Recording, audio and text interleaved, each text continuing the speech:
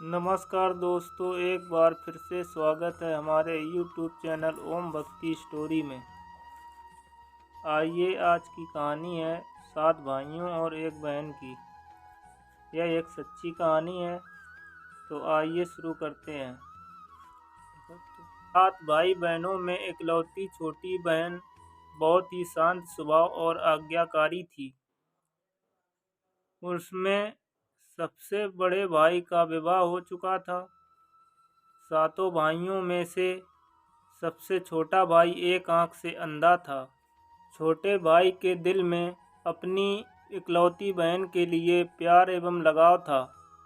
एक दिन बड़े राजकुमार अपनी पत्नी और अपने छोटे भाइयों के साथ लेकर अपने खेतों में काम करने चले गए, क्योंकि उस जमाने में खेती-बाड़ी आपसी सहयोग से हुआ करती थी। सभी लोग खेतों में जाने से पहले अपनी छोटी बहन को खाना बनाने का आदेश देकर घर से निकल गए हैं। सातों राजकुमार की बहन अकेले घर पर खुशी खुशी सबके लिए खाना बनाने के लिए जंगल से सरौटी साग को तोड़कर लाती है और बड़े प्यार से सरौटी साग की सब्जी बनाने से पहले बैठी सब्जी फल काटने का औजार लेकर साग को काटने लगती है। इस दौरान वह अपनी उंगली काट बैठती है और रक्त की एक तेज धार निकलने लगती है, जिससे उसका पूरा हाथ खून खून हो जाता है।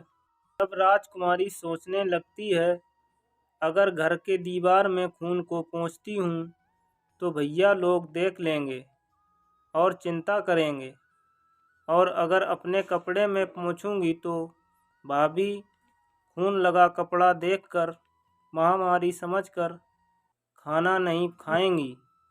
राजकुमारी इसके डर से सब्जी पकाने वाले छाता साग में सारा खून पोंछकर खून को बहने से रोकती है।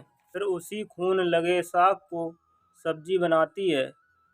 फिर जब उसके सारे भाई और भाभी अपने खेतों से लौटते हैं, बहन हमेशा की तरह सभी के लिए साफ थाली में खाना और मिट्टी के लोटे में पीने के लिए पानी देती है। सभी एक साथ खाना खाते हैं और पके हुए साग को खाकर खाने की जमकर तारीफ करते हैं, और वे सब अपनी बहन से पूछते हैं कि बहन, तुम्हारे द्वारा बनाया हुआ यह साग बहुत बार खाया है, परंतु आज की बनी सब्जी का स्वाद बहुत ही अद्भुत है। बताओ ना, क्या क्या मिलाकर इतनी स्वादिष्ट सब्जी बनाई है। पहले राजकुमारी डर से सहम गई कि कहीं भाइयों को पता ना चल जाए कि मेरे हाथ की उंगली कट गई है। फिर वह थोड़ा सोच कर बोलती है, नहीं भैया, हमेशा की तरह सब्जी पकाती हूँ, वैसे ही पकाई है। राजकुमार सातों भाइयों के अनुरोध पर फिर से वही छाता साग की सब्जी बनाती है, परंतु सातों भाइयों को पिछले दिन जैसा स्वाद नहीं मिलता है। फिर ऐसा ही अनुरोध 3-4 बार हुआ, लेकिन खून के लगे साग का स्वाद उनके मन मस्तिष्क से उतर ही नहीं रहा था। असलियत जानने की जिज्ञासा बस सातों भाइयों और भाभी ने उससे उस दिन के खाना बनाने का तरीका जानने का जिद करने लगे। मजबूरन राजकुमारी को घटना बतानी पड़ी। सच्चाई मालूम होने पर सातों भाई में जो लालची स्वभाव का था, उसने सारे भाइयों में कहा, बहन का खून इतना स्वादिष्ट लगा तो इसका मांस कितना स्वादिष्ट होगा। यह बात सभी भाइयों के बीच में चर्चा करने लगता है। सबसे छोटे भाई को छोड़कर बाकी भाइयों ने राजकुमारी को मारकर उसका मांस खाने को राजी हो गए थे। मांस खाने की सोचकर उन सभी भाइयों की लार टपकने लगती है। भाइयों के मन से वह स्वादिष्ट खाना खाने के लिए वह कितना लालची बन गए थे। इसका आभास राजकुमारी को हो गया था कि किस प्रकार उसके भाई मांस खाने की लालसा रखते हैं। एक दिन सातों भाई शिकार खेलने के बहाने राजकुमारी को लेकर घने जंगल में जाते हैं, जहां पुल से बने मचान के नीचे अपनी बहन को लेकर जाते हैं। फिर अपनी बहन को झूठ बोलकर चढ़ने के लिए बोलते हैं कि इस मचान पर जंगली जानवर तुम पर हमला नहीं कर सकते। इस प्रकार सातों भाई अपनी बहन को मचान पर बैठाकर अपना अपना धनुष लेकर शिकार करने का ढोंग करके चले जाते हैं। तब राजकुमारी को पूरा आभास हो चुका था कि उसका आज आखिरी दिन है, लेकिन वह चाहती थी कि उसके भाइयों की इच्छा पूर्ण हो, इसलिए वह जानकर मचान में बैठ जाती है। इंद्र के ब्रज पर बने मचान पर कुछ दूरी पर स्थित डोंगरी छोटा पहाड़ पर अपने अपने धनुष बाण के साथ पहुंचते हैं और अपने एक चट्टान पर बाणों को तेज धार प्रदान करते हैं। डोंगरी के ऊपर सबसे पहले बड़ा भाई तीर को चट्टान से धार करता है और अपनी बहन पर धनुष से निशाना लगाकर तीर छोड़ता है। तभी राजकुमारी पूरी बातों को समझ जाती है, भाइयों का क्या इरादा है, और अपनी भाषा में गीत को गाने लगती है। बिंदु बिंदु दादा छाती ताई, अर्थात जान से मारना ही है। दादा साहब तो तीर को मेरे छाती में वार करो, इधर उधर तीर क्यों चला रहे हो। फिर सभी भाई बारी बारी से अपने तीर को तेज धार प्रदान करते हैं और राजकुमारी पर निशाना लगाकर तीरों को छोड़ते हैं। 6 भाइयों का निशाना खाली जाता है और जो सातों भाइयों में छोटा भाई था वह तीर चलाने से इनकार कर देता है, क्योंकि अपनी छोटी बहन से बहुत लगाव था और सातों राजकुमारों में धनुष बाण चलाने में सबसे निपुण था। राजकुमारी जानती थी कि सातों भाई में से छोटा भाई लालची नहीं था। छोटे भाई पर दबाव बनाते हुए आदेश देते हैं कि अगर वह तीर नहीं चलाएगा तो बहन की तरह उसे भी मार देंगे। छोटा राजकुमार उदास मन के साथ तीर को छोड़ता है। दूसरी दिशा में तीर को छोड़ने की कोशिश करता है और तीर को धीरे से छोड़ता है। राजकुमारी हर बार की तरह इस बार भी वही गीत गाती है।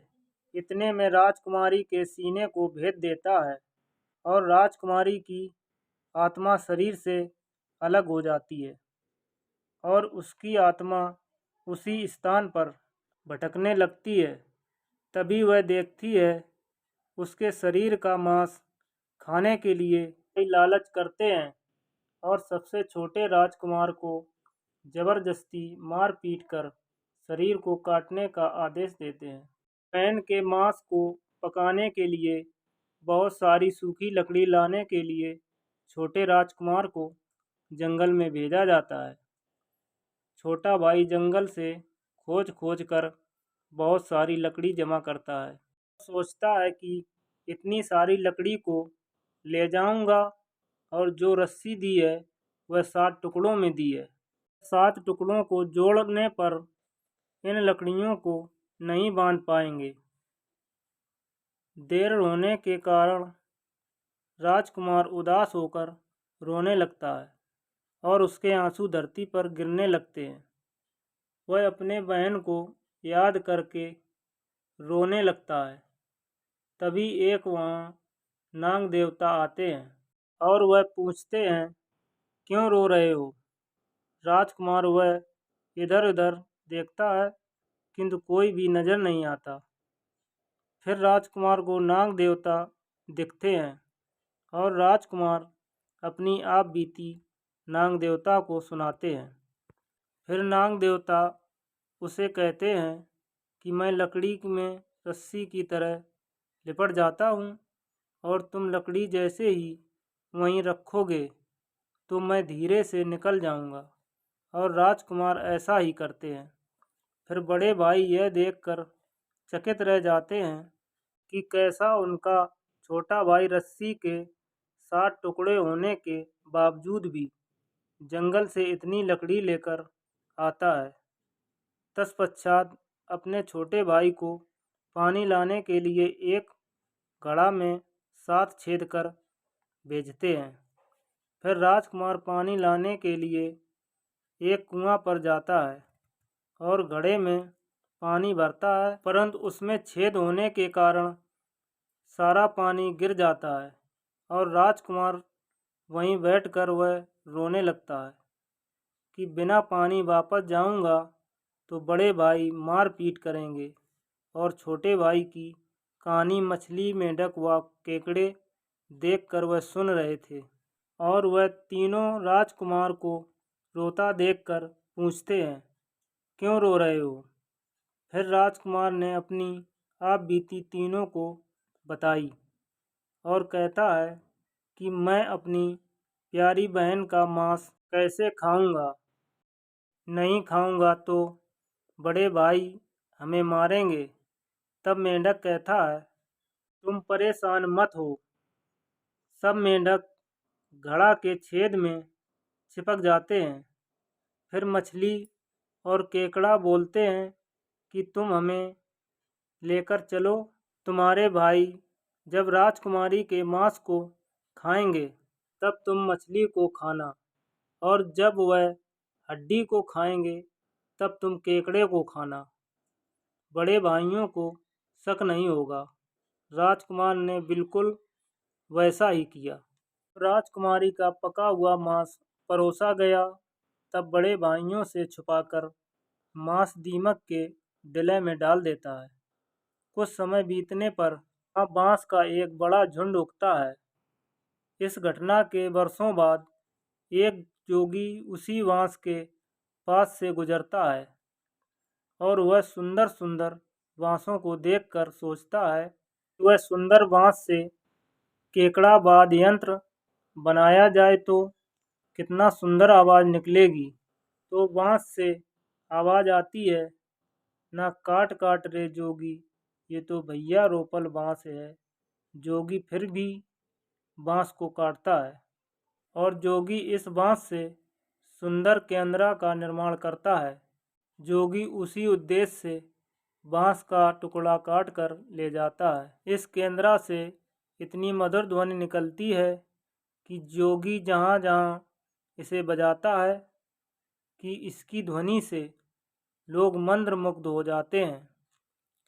एक दिन घूमते घूमते जोगी बड़े राजकुमार के घर पहुंच जाता है और लालच में जोगी जोर जोर से केनरा बजाना शुरू कर देता है, परंतु इस बार केनरा का मीठा सुर कड़वा हो जाता है और जोगी जब भी कुछ नया धुन बजाने की कोशिश करता है बार बार एक ही धुन निकलती है, ना बाज रे केनरा, ये तो लगे मोर दुश्मन को घर। बार बार यही धुन निकलने पर वह राजकुमार जोगी को मार पीट कर अपने घर से भगा देता है। ऐसे ही जोगी घूमते घूमते हर भाई के घर जाता है, लेकिन हर बार की भांति वही धुन निकलती है, ना बाज रे, ये तो लगे मोर दुश्मन को घर। यह धुन सुनकर सारे भाई जोगी को घर से भगा देते हैं।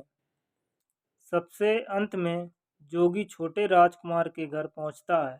छोटे भाई के घर में प्रवेश करते ही केनरा खुद ही बजने लगता है। जोर से बाज मेरा केनरा, ये तो लगे मोर छोटे भैया का घर। मधुर धुन सुनकर छोटा भाई प्रसन्न हो जाता है और यह धुन सुनकर छोटे राजकुमार से रहा नहीं गया और केनरा की मुंह मांगी सोने की जेवरात देकर केनरा जोगी से खरीद लेता है और जोगी को अच्छी तरह मेहमान नवाजी करके अच्छे से विदा कर देता है। धीरे धीरे समय बीतता गया। छोटे राजकुमार अपने काम से कुछ दिनों के लिए बाहर जाते हैं। जब वह वापस लौटता है, देखता है कि उसका कमरा सुंदर ढंग से सजा हुआ है और घर के सारे बर्तन अच्छे से रखे हुए हैं। तब छोटा राजकुमार सोचता है, मेरे कमरे की साफ सफाई घर के नौकर करते हैं और कभी भी इतना सुंदर सजाया नहीं गया। फिर राजकुमार अपने नौकरों से पूछताछ करते हैं कि मेरे कमरे को इतना सुंदर किसने सजाया है।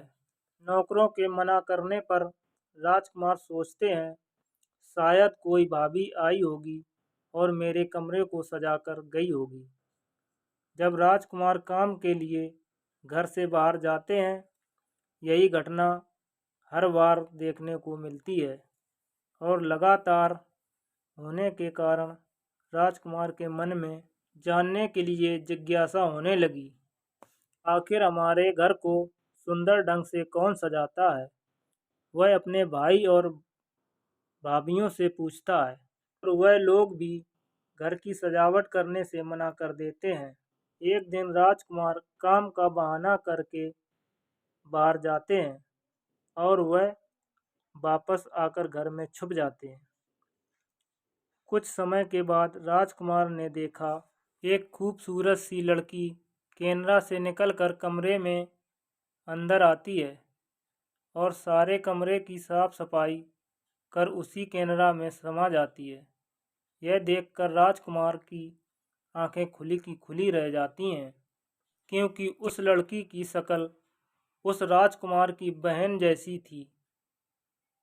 राजकुमार एक दिन फिर से छुप जाते हैं और जैसे ही वह सुंदर लड़की पूरे कमरे की साफ सफाई करके वापस कैमरा में जाने वाली होती है, तब छोटे राजकुमार उस लड़की का हाथ पकड़ लेते हैं और तुरंत कैमरा को जला देते हैं। इसके बाद वह लड़की हमेशा के लिए मानव रूप में परिवर्तित हो जाती है और दोनों भाई बहन खुशी खुशी अपना जीवन जीने लगते हैं। आज भी उसी गांव में आषाढ़ी पूजा के दिन बकरा कटता है। पूरे गांव के घरों में प्रसाद स्वरूप बकरा का मांस खाया जाता है और सतबैनी नामक पूजा स्थान पर सरोटी साग ही चढ़ाया जाता है। तो दोस्तों, ये थी 7 भाई एक बहन की कहानी।